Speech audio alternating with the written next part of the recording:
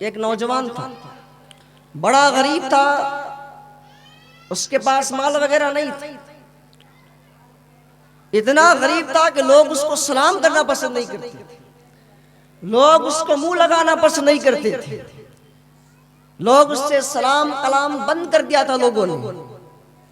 जब उसने देखा कि लोग उससे बात नहीं करते, लोग मेरे करीब नहीं आते, आखिरकार लोगों के ताने सह सह करके उसने ये अहद किया कि मुझे भी मालदार बनना है, मैं भी मालदार बनूंगा, और जो लोग मुझसे मुंह नहीं लगते, मुझे सलाम नहीं करते, आज नहीं तो ये कल लोग मुझसे सलाम करेंगे। उसने ठान ली और दिन रात मेहनत करने लग गया, मजदूरी करने लग गया। रात भर मेहनत करता, दिन भर मेहनत करता, दिन में मजदूरी करता, रात में जंगल में जाकर के लकड़ियां काटा करता था। आखिरकार जब खूब मेहनत करने लग गया, अल्लाह तबारक व तआला ने उसकी मेहनत की बुनियाद पर उसको अमीरों की फहरिस्त में डाल दिया। वो बंदा अमीर बन गया। जब बंदा अमीर बना तो वो लोग जो उसको सलाम नहीं किया करते थे, वो लोग जो उससे मुसाफा नहीं करते थे, उससे बात नहीं करते थे, अब वो लोग उसके करीब आ रहे हैं, अब लोग उसको सलाम कर रहे हैं, अब वो लोग उसके पास आकर के उसका हालचाल पूछते हैं। जब उस बंदे की उम्र ज्यादा हुई, जब उस नौजवान बुढ़ापे की दहलीज पर पहुंचा, बुढ़ापे की दहलीज पर पहुंचने के बाद उसने अपने नौजवान बेटे को बुलाया। जब उसका आखिरी वक्त आया, उसने अपने नौजवान बेटे को कहा कि मेरे बेटे, ये सारी जमा पूंजी, तमाम के तमाम धन तेरे बाप ने कितनी मेहनत और मशक्कत के साथ इसको हासिल किया। मेरे बेटे, आज रात मेरा इंतकाल हो जाएगा और मेरा ये तमाम के तमाम माल जिसका तू मालिक बन जाएगा। मेरे बेटे याद रख, तेरे बाप ने कितनी मेहनत और मशक्कत के साथ इस दौलत को हासिल किया।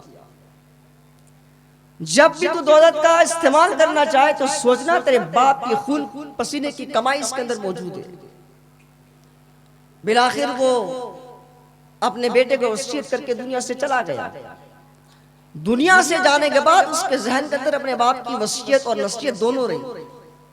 जब वो बंदा दुनिया से चला गया, उसके बाद वो अपने बाप का इकलौता वारिस बन गया। उसके पास खूब माल था, लेकिन जैसे जैसे वक्त गुजरता गया, वक्त के हालात ने उस बेटे के जहन से उसकी वसीयत को बुला दिया। वो बाप जिसका बेटा भूल चुका था कि मेरे बाप ने क्या वसीयत की। अब आइए आपको मैं बताऊं कि पूरे दोस्तों का असर उसकी जिंदगी में कैसे पड़ा। अब उस नौजवान जिसके पास माल बहुत ज्यादा था, मालदार बन चुका था, अब उसके दोस्त बनना शुरू हुए। जब दोस्त बनना शुरू हुए, धीरे धीरे उसके दोस्त बढ़े, उसके यार बढ़े। जब उसके यार बढ़े, दोस्त बढ़े, तो कुछ दोस्तों ने उसको शराब का आदी बना दिया, कुछ दोस्तों ने उसको जुआ और सट्टे का आदी बना दिया, कुछ दोस्तों ने उसको बदकारी का आदी बना दिया।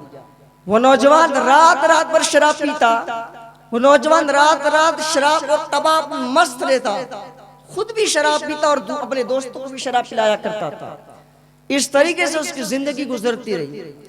लेकिन आखिरकार उसकी जिंदगी में वो वक्त आया कि जितना भी उसका माल था, जो उसका बाप छोड़ करके चला गया, वो तमाम के तमाम माल अब धीरे धीरे खत्म होने लग गया। जब माल खत्म हुआ, उसके दोस्त भी धीरे धीरे खत्म होने लग गए।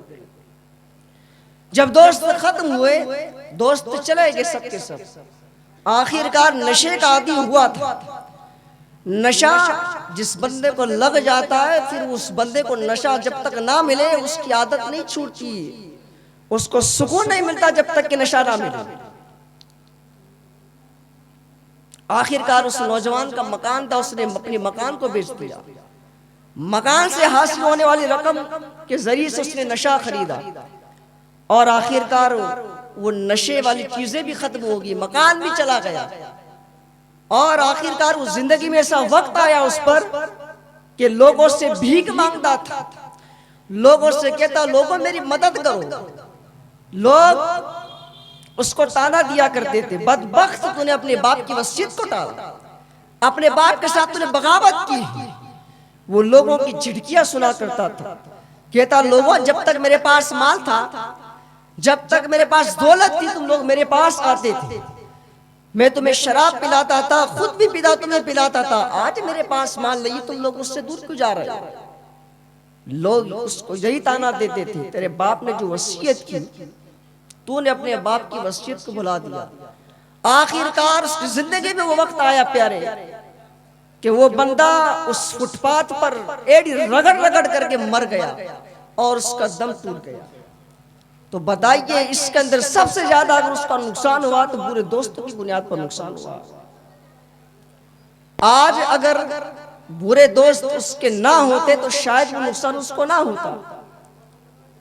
नशा जिसके ताल्लुक से बुजुर्गों ने फरमाया है, एक बुजुर्ग फरमाते हैं कि जो बंदा नशा करता है, शराब पीता है, बहुत सारी चीजें नशे की नाम लेना मुनासिब नहीं समझता।